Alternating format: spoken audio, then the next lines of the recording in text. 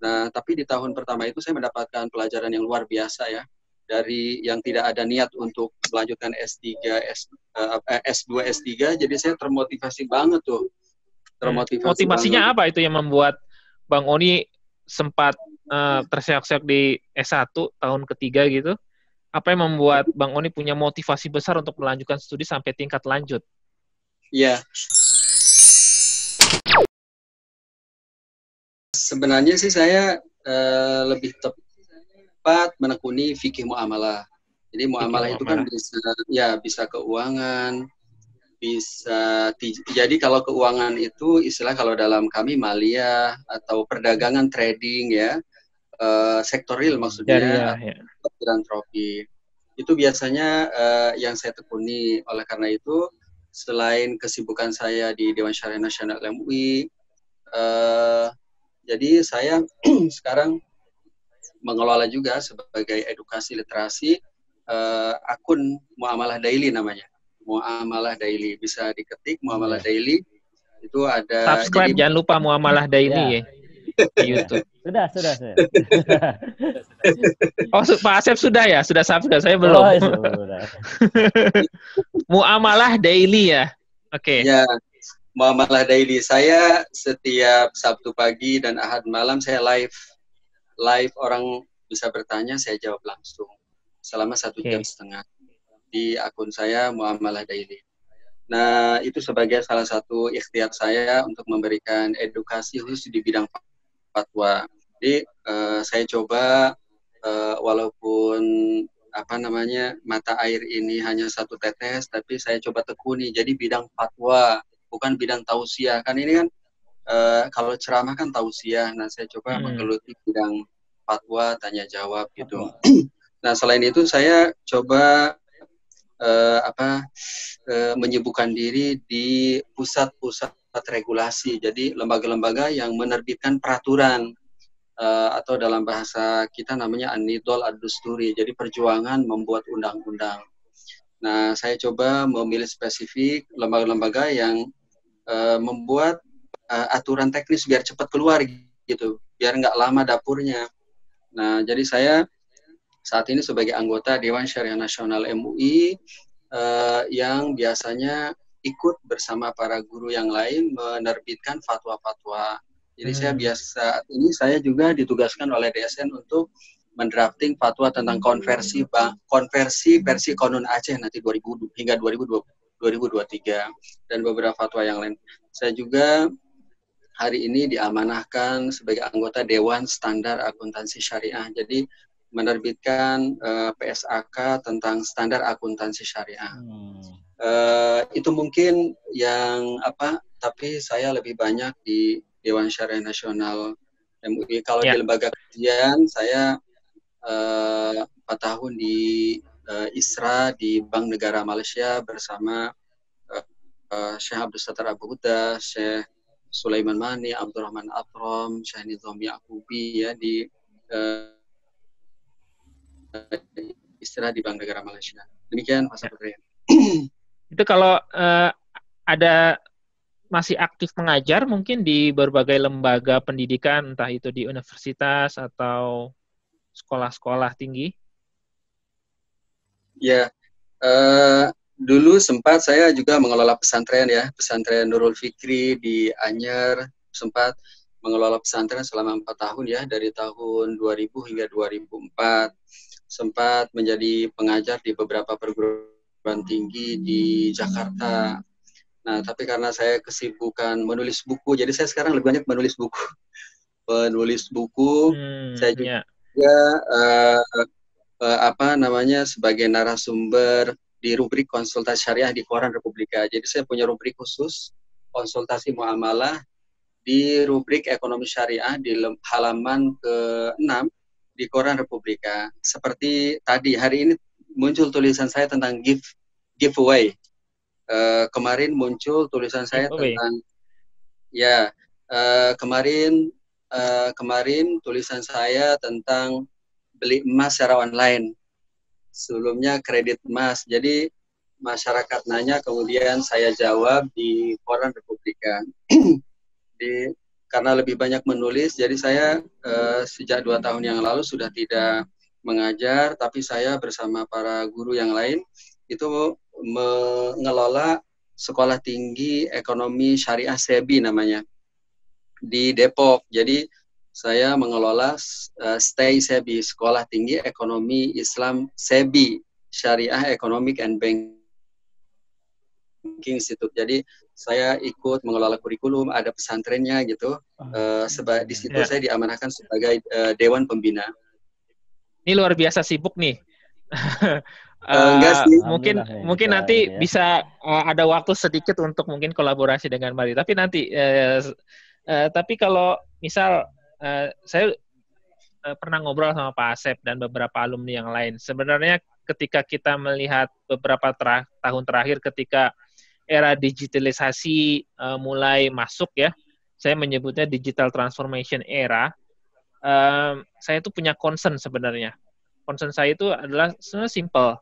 Saya tidak ingin rentenir pindah dari pasar ke mobile apps. Karena itu adalah yang sekarang kenyataan yang menjamur. Banyak fintech dan koperasi rentenir berkedok koperasi dan sebagainya.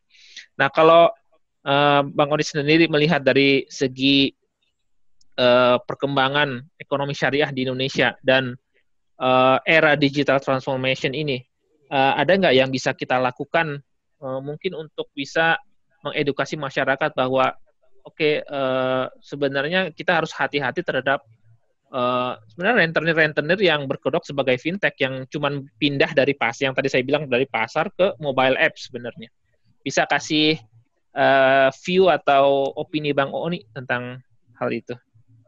Ya, jadi Pak Saputra ya, Pak Andi, Pak Asep, ini memang tugas kita bersama. Bahwa yang pertama, ini kan amanah di pundak setiap kita ya, bahwa bagaimana kita, keluarga, masyarakat, kita ini tunduk, sujud kepada Allah ya di musola, di masjid, di parlemen, termasuk di pasar-pasar, di bank-bank. Jadi kalau hari ini kita mendirikan koperasi syariah, mendirikan lembaga keuangan syariah, itu menurut saya jadi ikhtiar yang nyata gitu, bahwa kita memberikan pilihan alternatif yang halal kepada masyarakat. Begini cara menabung sesuai syariah, begini cara investasi sesuai syariah.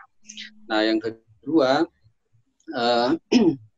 kedua adalah menurut saya bekerja dan bekerja, fokus memberikan alternatif.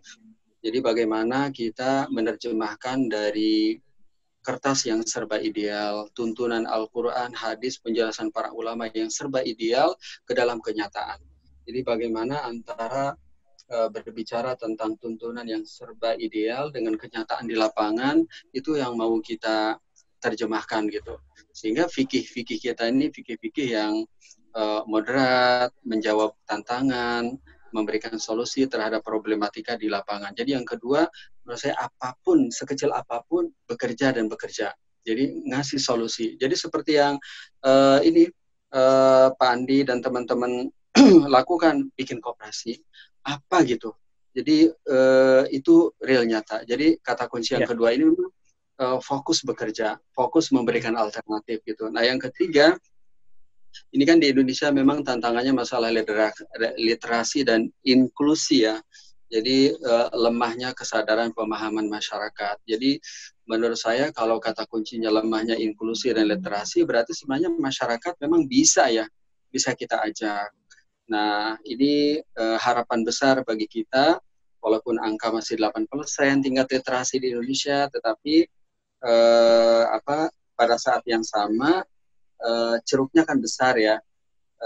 Nah, jadi nomor 2 ini menurut saya fokus bekerja, berkhidmat, menyediakan alternatif pilihan keuangan yang sesuai syariah bagi masyarakat. Ya. Nih, nanti mungkin ini pertanyaan terakhir dari saya nih sebelum saya mau melempar mungkin kesempatan untuk Pak Andi atau Pak Asep bertanya. Tadi kan Pak Asep sudah menjelaskan koperasi jasa syariah Mbak Rizky Investama. Kira-kira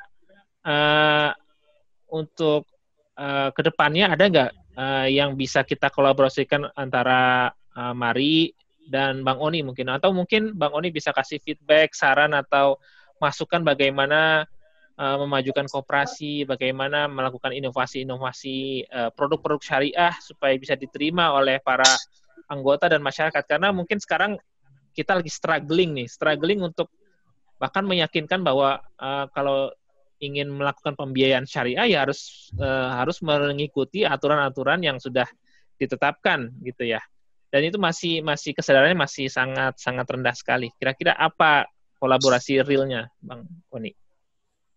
Ya, saya lihat sih insya Allah ya, jika kita bisa sinergi, mungkin komunikasi terkait apa yang dibutuhkan agar koperasi ini bisa berdiri, maju, sustain gitu, sinergi, komunikasi tentang daftar apa saja yang dibutuhkan.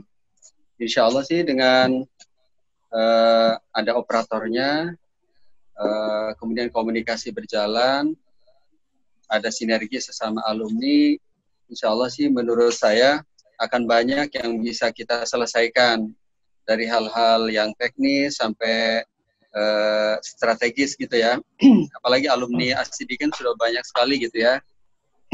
Ya, terima kasih sekali nih. Ini Pak Asep, ini ada bola nih. Semoga bisa disambut oleh pengurus koperasi bahwa Bang Oni adalah salah satu alumni kita yang expert di bidang syariah, muamalah dan financing syariah.